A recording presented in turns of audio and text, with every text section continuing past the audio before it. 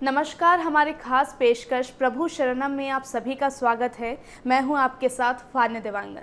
राजधानी रायपुर स्थित गायत्री नगर जगन्नाथ मंदिर में विशेष कथा का आयोजन किया गया, जिसमें छत्तीसगढ़ में माता शबरी के बिताए गए जीवन की गाथा सुनाई गई। कथा में शामिल होने पश्चिम बंगाल से साधु बाबा पहुंचे। छत्तीसगढ़ भगवान राम का ननिहाल है। यहाँ के लोगों में भगवान राम के प्रति अलग ही लगाव देखने को मिलता है। हमारे खास कार्यक्रम प्रभु शरणम में आज आपको माता शबरी की विशेष कथा सुनाने जा रहे हैं। छत्तीसगढ़ में प्रभु श्री राम ने वनवास के 10 वर्ष बिताए। कहा जाता है कि शिवरी नारायण में प्रभु श्री राम ने शबरी के जूठे बेर खाए थे। जांजगीर चांपा जिले की धार्मिक नगरी शिवरी नारायण को गुप्त प्रयाग भी कहा जाता है। यहाँ महानदी, शिवनाथ और जोग 3 नदियों का त्रिवेणी संगम है। शिवरी नारायण का नाम माता शबरी और नारायण के अटूट स्नेह के कारण पड़ा और भक्त का नाम नारायण के आगे रखा गया। शिवरी नारायण को छत्तीसगढ़ के जगन्नाथपुरी के नाम से जाना जाता है। मान्यता है कि इस स्थान पर प्राचीन समय में भगवान जगन्नाथ स्वामी का मूल स्थान रहा। आज भी साल में एक दिन माघी पूर्णिमा में भगवान जगन्नाथ शिवरी नारायण आते हैं। परब्रह्म को मानव रूप में अवतार होने का एक संकेत दे दिया मातंग ने। इधर परब्रह्म सत्य सनातन श्रीहरि नृसिंह देवता मानव रूप में अवतार होने के लिए जोगमाया को सब कुछ करने का मंत्रणा सुनाया और बोले, योगमाया देरी न करो। योगमाया को आदेश मिलते ही योगमाया 14 जनों का एक दल बना ली। वो दल देखकर प्रभु जी ने कहा, योगमाया, ईश्वर की लीला और भविष्य में जो भी लीला होगी, यही एक ही दल अर्थात यही 14 जनों का एक ही दल ही रहेगा। केवल वेशभूषा और नाम अलग अलग होगा। मातंग मुनि एक भिल्ली पुण्य से कह रहे हैं कि तुम मेरे आसन पर बैठो, श्री रामचंद्र तुम्हें दर्शन देने के लिए पधारेंगे। तब भिल्ली कन्या ने पूछा, कौन है रामचंद्र? मुनि ने बोला, श्री भगवान। यह सुनते ही भिल कन्या कांप गई। वो बोली, नहीं नहीं नहीं, हम लोग नीच जाति है, जोगने हैं। मैं नारी जाति हूँ, मैं अशिक्षित हूँ, अस्पृश्य हूँ। भगवान आएंगे तो हमें दर्शन करते ही अपवित्र हो जाएंगे।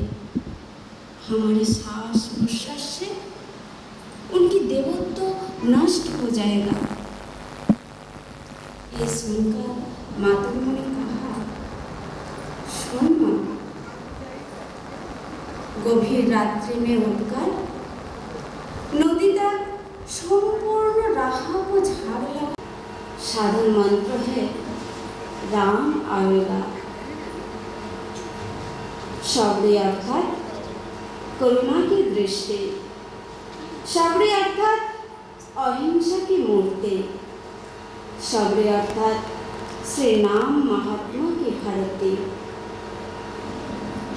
अहिंसा और करुणा दोनों सम्मिलित होकर विराजते हैं। शबरी की साधना का प्रथम सोपान है अहिंसा और करुणा। शबरी अर्थात अहिंसा आचरण और करुणा संचार। शबरी जी अपना समस्त ध्यान गुरुदेव के चरणों पर केंद्रित कर दे, उनकी सुंदर चितवन पर केंद्रित कर दे, उनकी मधुर वाणी पर केंद्रित कर दे और गुरुदेव के आदेश पर मग्न रह गई।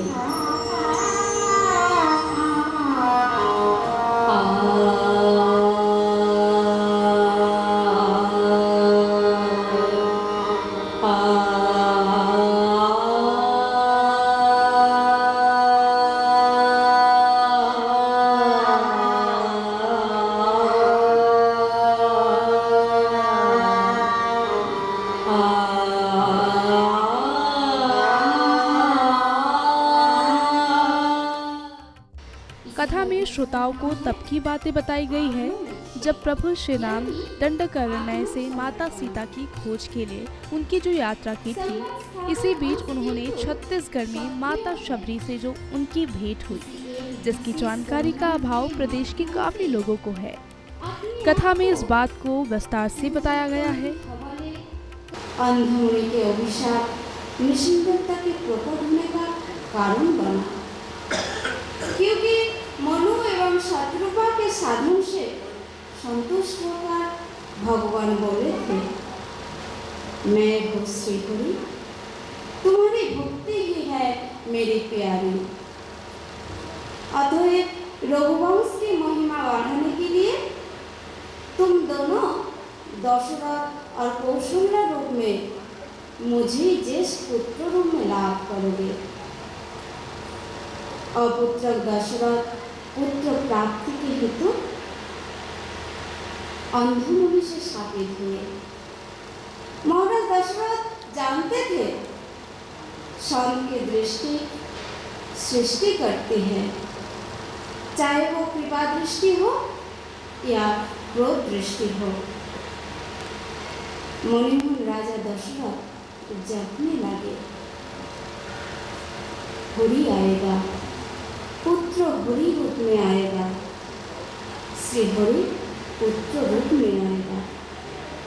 दंडकारण्य में नाम की धुन और नाम की अजय का जप चल रही है, राम आएगा। कुटिया के चारों ओर रक्षा के लिए देवता लोग सदा सतर्क रहते थे। कुटिया के अंदर जल फल सब डाल देते थे। भक्त की रक्षा होनी चाहिए।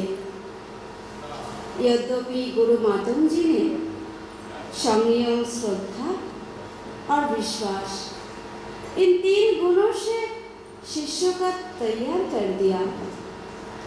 संयमी बनाकर शबरी को विषय तृष्णा से मुक्त कर दिया। भक्ति की अमृतमयी औषधि भी पिला दिया। हृदय को श्रद्धा से पूर्ण कर दिया। परब्रह्म सत्य सनातन श्रीहरि की इच्छा हुई, जुजुत्सु युद्ध करने की इच्छा हुई, तो युद्ध तो समान समान में होते हैं, लेकिन श्री हरि के समान कौन है? इधर घूमते घूमते ब्रह्मा जी के 4 कुमार वैकुंठ दर्शन करने के लिए वैकुंठ पहुंच गए। वैकुंठ पहुंचते द्वार के प्रहरी उन लोगों को देखकर सोचा, ये लोग कौन लोग से आया है? वसनहीन भूषणहीन वो 4 कुमार को प्रहरी प्रवेश नहीं करने दिया। तो बहुत झगड़ा हुआ, तर्क हुआ। तब ब्रह्मचारियों ने एक साथ शाप दे दिया, तुम लोग दैत्यपुर में जन्म ले जाओ। प्रहरियों के मुंह से सारा संवाद सुनकर प्रभु जी जय विजय को शांत किया और बोले, कोई डर नहीं है जय विजय, कोई डर नहीं है। हर एक अवतार में सुनो जय विजय, हर एक अवतार में तुम लोगों का ही प्राधान्य रहेगा। राम अवतार के लिए यानी प्रथम मनुष्य शरीर में अवतारित होने के लिए वो 4 कुमारों की कृपा संपद बन गई ना। श्रोताएं, महाराज चक्रवर्ती दशरथ जब सोनी प्रहलाद के साथ युद्ध करने का तैयार किया तो सोनी के अधिदेवता महाराज दशरथ से एक विशेष मिनती के साथ मिनती किए और भविष्यवाणी सुनाई। क्या सुनाया था आदित्य पुत्र ने? आदित्य पुत्र ने सुनाया, हे महाराज, रघुकुल मुनि तुम्हारे पुत्र रूप में प्रकट होंगे। सहसा धरा के सम्राट दशरथ जी को पुत्र प्राप्ति के लिए आशीर्वाद से अभिशाप ही अधिक मिला। श्रोताएं, आप लोग धीरे धीरे से सुनिए। मनुष्य कैसा भी हो, उसे भूल नहीं होगी यह कहा नहीं जा सकता, और भूल हुए बिना विपत्ति कदाचित ही आती है। आखिर उत्तम व्यायाम भी है और व्यसन भी है। स्वार्थ तथा मन की उग्रवृत्तियों को तुष्ट करने के लिए आखिर निंदनीय है। श्रोताएं, कुछ लोगों के लिए ये भी मनोरंजन भी है, फिर भी यह निंदनीय है। आप लोग कह सकते हैं महाराज दशरथ एक निरीह मातृपितृ भक्तिपरायण तपस्वी, एक जन्मान पति पत्नी के नयन स्वरूप संतान श्रवण कुमार को भूलवशत बाण विद्ध किया और श्रवण कुमार को मृत्यु हो गई। महाराज दशरथ की संतान प्राप्ति के लिए श्रवण कुमार के पिता के अभिसंपाद कृपा संपद बन गई ना। जब महाराज दशरथ आग्नेय पाषाण की सहायता से अग्नि प्रकट करके चिता में अग्नि लगा दी, तब उस वृद्ध ने उन्हें श्राप देते हुए कहा, हे राजन, तुमने हम अंधों से सत्य कहा। यदि तुम मिथ्या बोलकर निरापराध बनते तो तत्काल तुम्हारे वो मस्तक टुकड़े हो जाते। तुमने हमारे एकमात्र आश्रय पुत्र को मार दिया, तो आज जैसे हम पुत्रों के वियोग में मर रहे हैं, तुम्हारी भी मृत्यु पुत्रों के ही वियोग में होगी। हे श्रद्धालु श्रोताएं, ये अंधमुनि के अभिशाप कृपा संपद बनकर महाराज दशरथ को पुत्र का लाभ कराया। दंड कानून में भीलकुंठा तपस्या में डूब गई और इधर नृसिंह देवता मानव रूप लेने के लिए रो रहा है।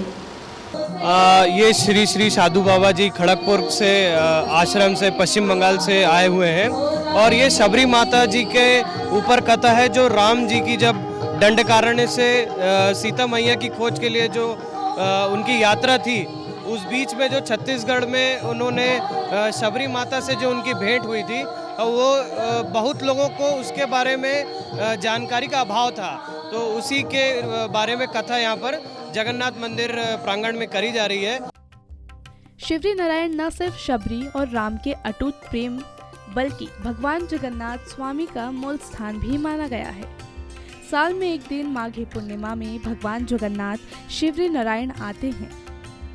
यहाँ मंदिर में रोहिणी कुंड है, जिसका जल कभी कम नहीं होता। इन्हीं कहानियों को श्रोताओं तक पहुँचाने के लिए खड़गपुर से पहुँचे कथावाचकों श्रोताओं को सुनाते नजर आए हैं।